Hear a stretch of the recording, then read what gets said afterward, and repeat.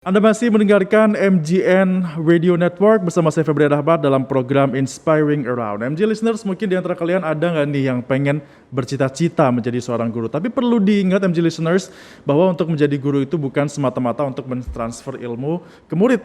Karena guru juga berperan besar untuk memotivasi muridnya menjadi seorang yang membuat dunia lebih baik dengan ilmu yang mereka miliki. Nah, ngomong-ngomong soal guru, pada kali ini sosok narasumber yang hadir dalam Inspiring Around pada pagi ini juga merupakan salah satu sosok yang berjuang di tengah kesulitan untuk membuat perubahan melalui pendidikan di lingkungannya yang berada di Desa Ciraten Ilir, Kampung Pabuaran, Poncol, Kecamatan Cibung Bulang, Kabupaten Bogor, Jawa Barat.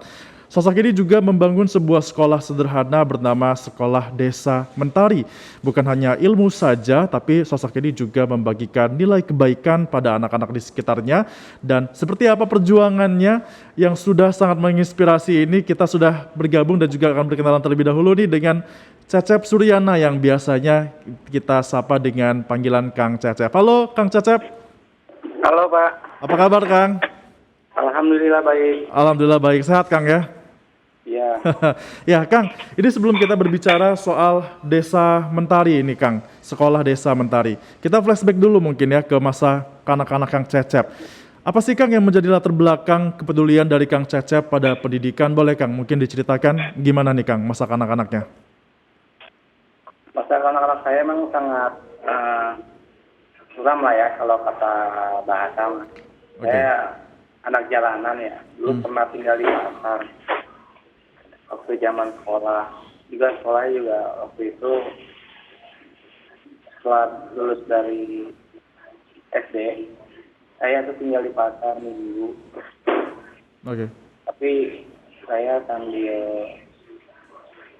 jualan kantong, tapi sambil belajar waktu itu.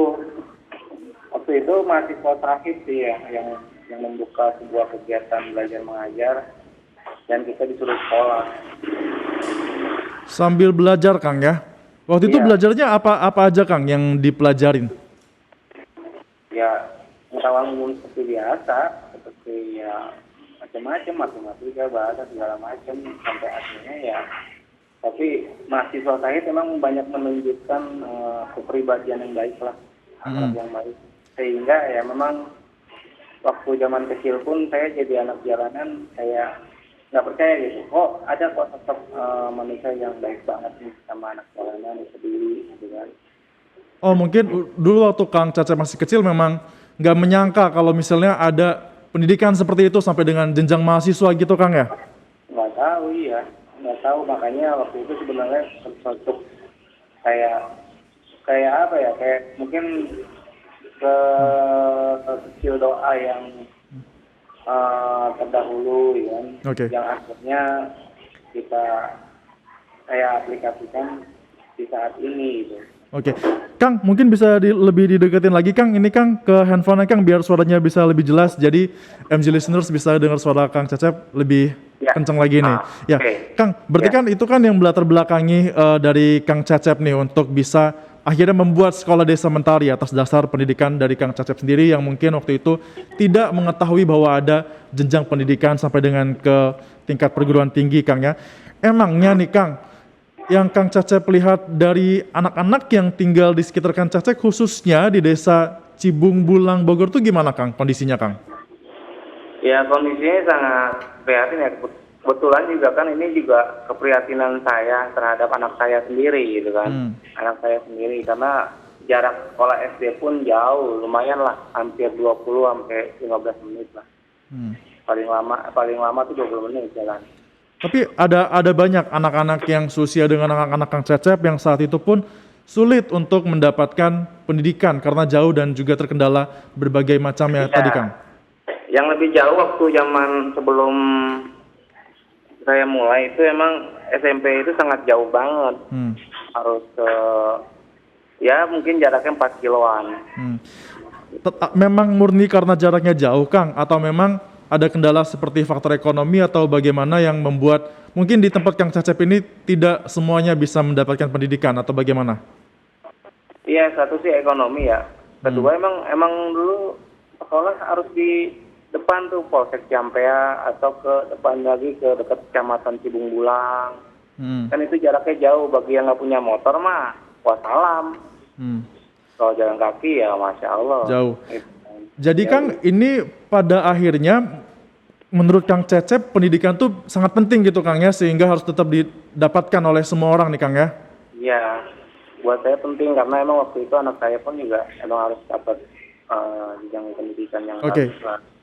Oke, makanya Kang Cecep ini mendirikan sekolah Desa Mentari. Kang, tapi kan kalau kita baca nih Kang ya, background Kang Cecep ini sudah beberapa kali diangkat juga di sejumlah media nih Kang.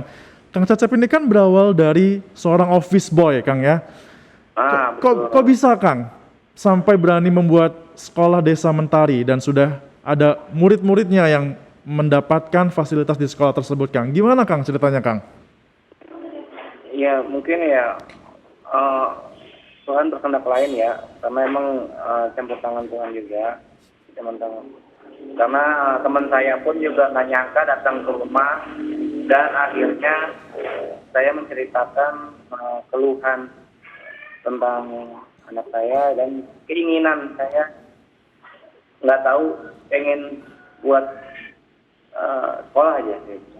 Padahal saya juga waktu itu dalam keterbatasan cuma menjadi office boy dan juga lulusan saya juga SMP, apakah bisa saya gitu kan. Teman saya pun akhirnya mendorong saya, bisa lah kita bantu gitu kan. Akhirnya dia berkoordinasi dengan para teman-temannya mahasiswa IPB ya. Kebetulan udah S2 lagi. Oke. Ya, akhirnya mereka bantu saya tuh. Kalau saya sih sebenarnya awalnya memang punya keinginan, tapi dibantu juga gara-gara ya memang doa kali ya, mungkin doa dulu kecil punya terbesit gimana Oke. sih jadi orang baik gitu kan. Oke. Awalnya di mana Kang? Ini Kang, sekolah ini digelarnya Kang? Di teras tetangga, akhirnya saya mau nggak mau bicara dengan tetangga dan tetangga merespon boleh dipakai buat kegiatan belajar mengajar. Digelarnya di teras tetangga, tapi pengajarnya ini nggak salah nih, teman-teman Kang Cecep dari mahasiswa IPB Kang ya. Nah Kang, ngelihat hal ini Kang, di teras tetangga, kemudian juga Kang Cecep yang dari office boy bikin sekolah gitu kan ya.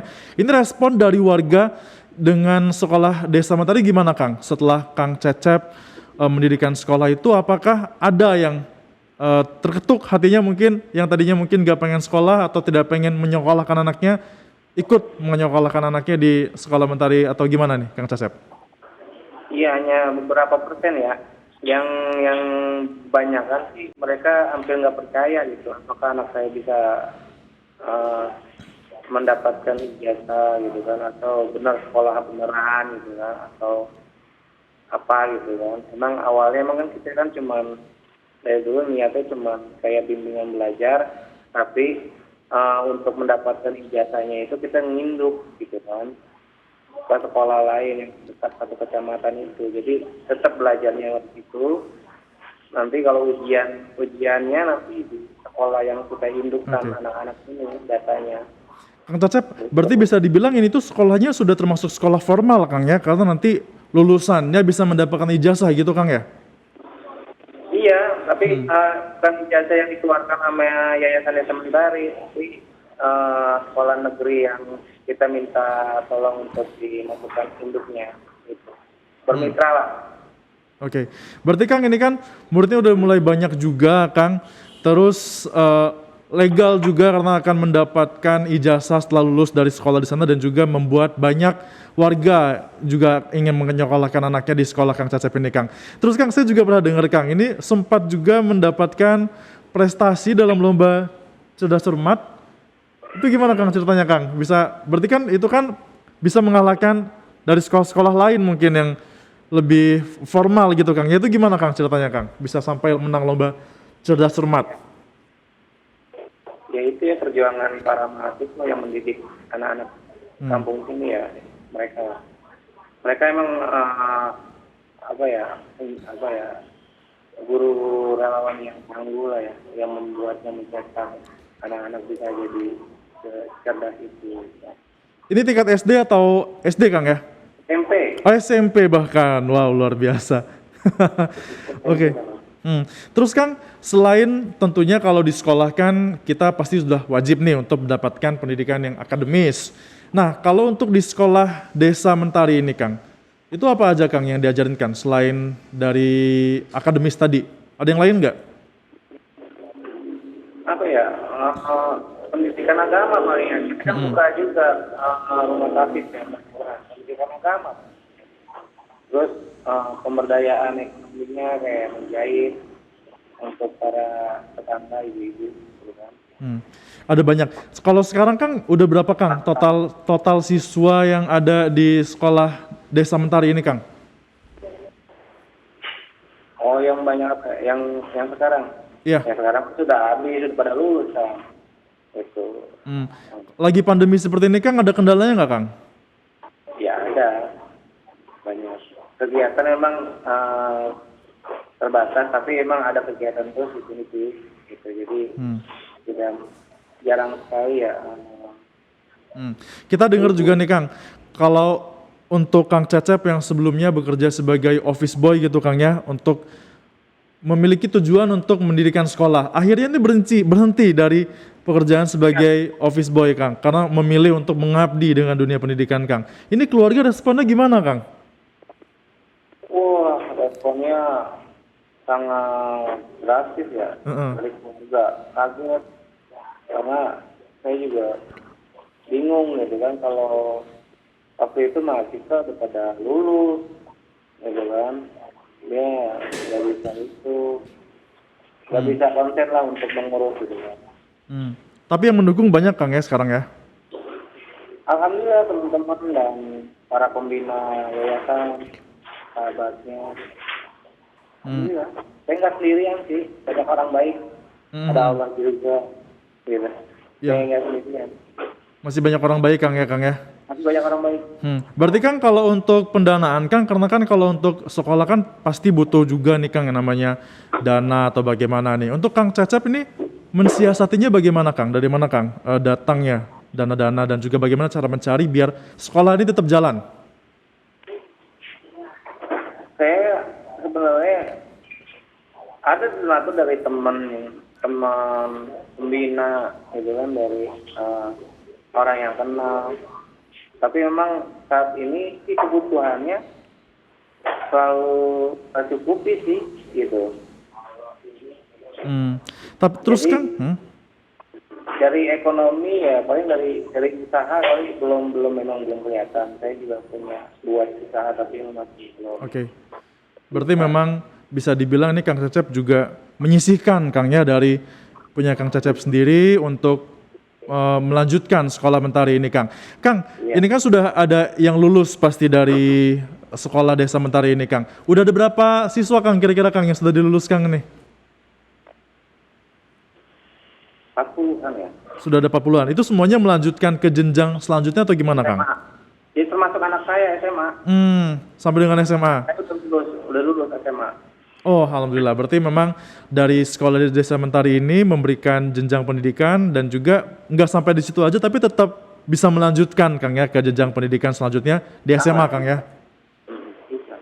Oke, Kang, kita dapat info juga nih Kang, yang awalnya sekolah Desa Mentari ini cuman di teras tetangga, sekarang ini udah punya cabangnya juga nih Kang ya kabarnya. Ada di mana aja nih Kang?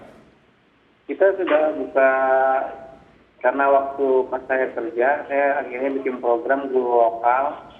Jadi setiap orang punya keinginan atau punya cita-cita mungkin sama kayak saya buat sekolah. Makanya setiap ada laporan penduduk yang butuh sekolah, karena penggeraknya ada di situ, akhirnya kita buatlah buat mereka. Berarti kalau dihitung ada sekitar 4 sekolah Kang ya di Desa Mentari ini ya? Di Cibung Bulang ada 3. Ada 3. Kemarin. Oke, siap Kang. Saya buka waktu di Sukajaya pada saat bencana. Sukajaya, bencana longsor itu. Oke. Kabupaten Bogor yang dulu 2020 ya. Sekolahnya kan sudah berjalan, sudah berdiri juga dan juga sudah ada lulusannya Kang. Kedepannya Kang, ada nggak sih Kang hal-hal yang masih ingin Kang Cecep cita-citakan biar sekolah Desa Mentari ini bisa jadi lebih baik lagi ke depannya gimana Kang? yang depannya ya pengen punya gedung bagus lah, bagus gitu kan, lahan luas, wakaf, dan kedepannya ya banyak manfaat lah buat penduduk sekitar, atau kedepannya punya cita-cita bagaimana caranya Desa Mentari menciptakan minimal insinyur atau profesor lah atau ilmuwan dari murid-murid yang terdahulu gitu kan. Pengen punya gedung bagus gitu Kang ya. Itu udah ada ininya nggak sih Kang? Sudah ada upayanya belum sih Kang? Gimana caranya biar bisa ada pembangunan gedung sekolah mungkin gitu?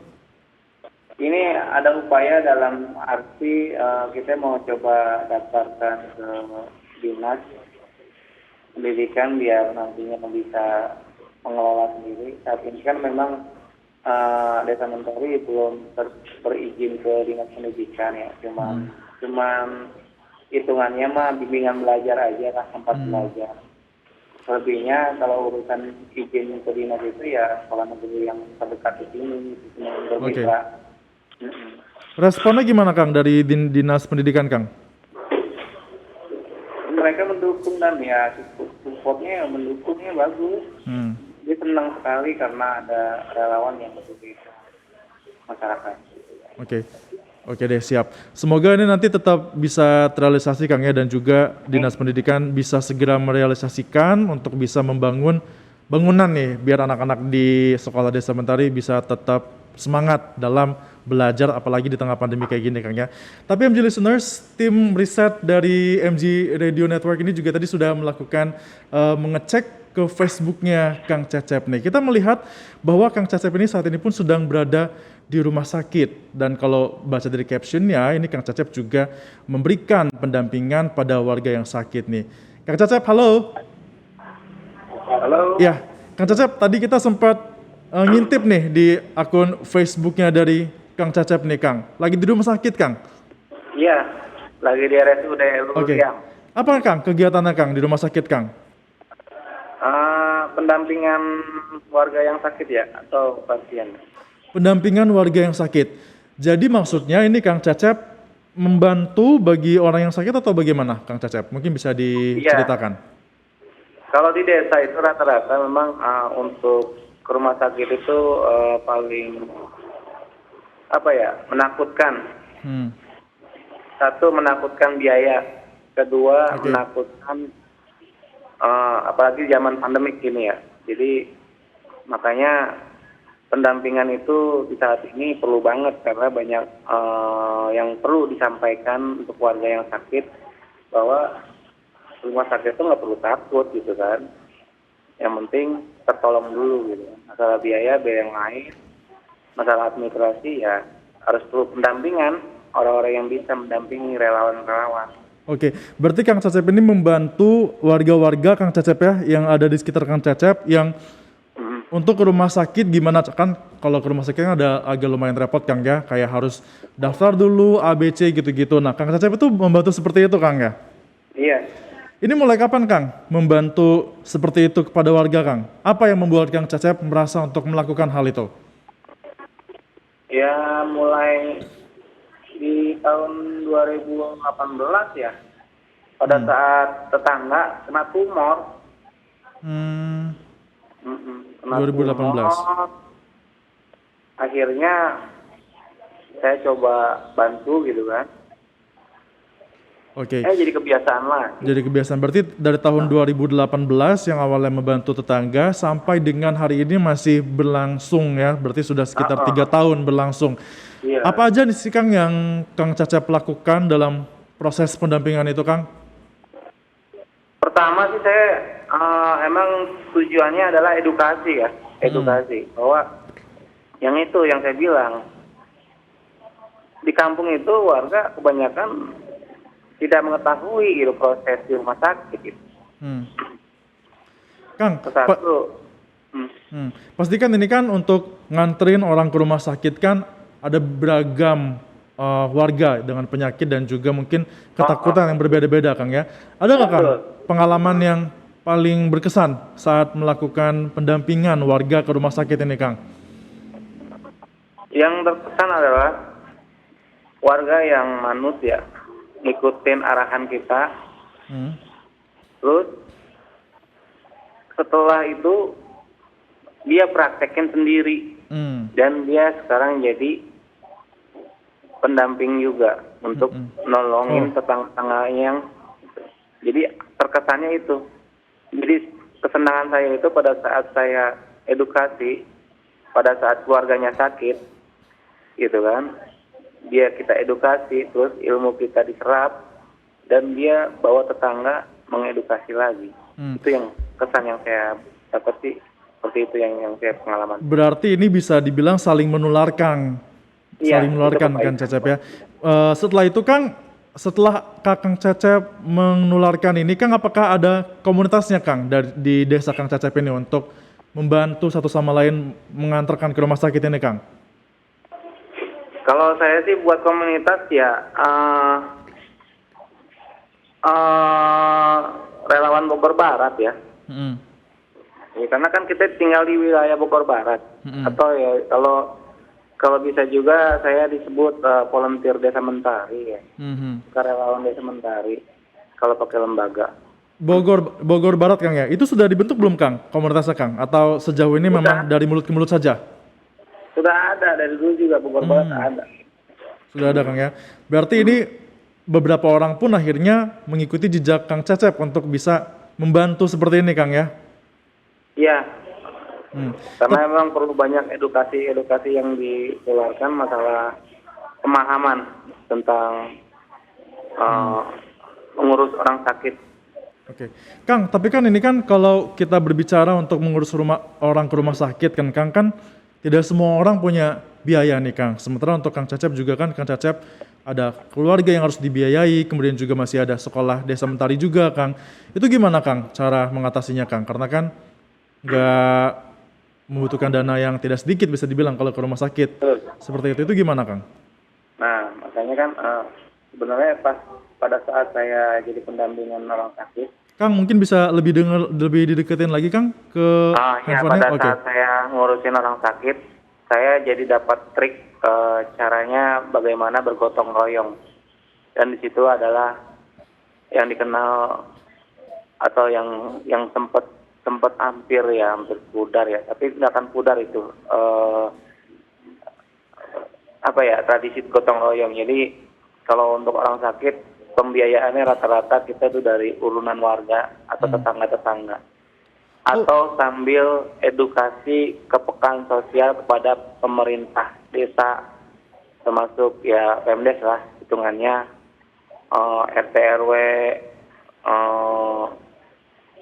kepala desa, camat, sampai bupati gitu kan. Istilah katanya ya emang mereka harus berperan juga. Nah, tugas saya sampai ke sana juga. Jadi saya kalau ada duafa yang nggak punya BPJS, nggak punya biaya, saya akan tempuh jalur pemerintah dulu sebelum tempuh jalur orang-orang baik gitu kan. Oh berarti Kang Cecep juga selain mengantarkan gitu Kang, ini juga membantu untuk mencarikan dana bagi yang tidak mampu Kang ya? Betul, dengan pembiayaannya di rumah sakit. Makanya kan ketakutan warga itu biaya. Pada saat ke rumah sakit itu biaya nggak ada, makanya dibiarkan mereka sakit, akhirnya meninggal dengan sia-sia. Tadi juga disebutkan menggalang dana juga Kang, berarti Kang untuk yang tidak mampu Kang? Iya, kalau seandainya jalur tempuh pemerintah mentok, kita akan galang dana. Oh berarti ke pemerintah dulu baru menggalang dana? Uh-uh. Kalau pemerintah Kang ketika didatengin, itu Kang Cecep datang langsung ke pemerintah setempat atau gimana Kang? Atau minta diuruskan BPJS atau bagaimana? Ya itu, makanya kan ada sesuatu yang prosesnya disiapkan dulu, adminnya, gitu kan, administrasi atau proses persyaratan. Nah, makanya saya juga tidak sekonyong-konyongnya untuk meminta sebelum saya bawa pasien ke rumah sakit. Buat apa kan biayanya? Nanti kan makanya kalau pas di rumah sakit, kalau benar dia apa dia nggak punya apa-apa, kita akan minta persyaratan yang di rumah sakit yang dibutuhkan untuk pemerintah apa aja gitu. Nah itu yang akan kita tempuh melalui jalur pemerintah. Sejauh ini Kang, kalau mendatangi pemerintah untuk mendapatkan dana seperti itu Kang, respon pemerintah gimana Kang? Apakah lancar-lancar aja atau ada juga yang susah untuk ditembus gitu? Itu gimana? kalau syaratnya bagus, tuh selesai gitu. Kalau syaratnya kurang, ya gitu kadang-kadang kita melalui argumen. Tapi proaktif sih sebenarnya pemerintah asal komunikasi aja. Dan kita emang relawan nggak ada batasan, kita selalu dekat gitu. Karena emang mereka juga sangat respon terhadap relawan untuk mengurus keluarganya, kan. Ya, yang penting adalah edukasinya Kang ya ke masyarakat bisa sampai jadi masyarakat yang sebelumnya mungkin tidak berani atau takut untuk menuju ke rumah sakit ini bisa lebih terinspirasi dan juga bisa lebih terbantu dan juga Kang Cecep menularkan semangat untuk membantu ini kepada banyak orang luar Kang Cecep ya. Kang, mungkin ada nih pesan-pesannya buat MG listeners di luar sana yang ada dengerin kita pada hari ini bisa lebih peka lagi ke lingkungan sekitar Kang, mungkin ada yang bisa disampaikan Kang. Ya mungkin ya sebaik-baiknya manusia yang bermanfaat buat orang lain, itu aja. Jadi ya coba aja untuk membuka diri untuk kepekaan sosial atau peduli terhadap orang lain lah. Gitu. Karena itu kayaknya udah jatuhnya tradisi Indonesia saling peduli sesama manusia. Itu dari zaman dulu. Makanya saya akan coba memberikan edukasi seperti itu aja. Karena kalau ini berjalan, kalau apapun kegiatannya akan ada yang support gitu. Jadi.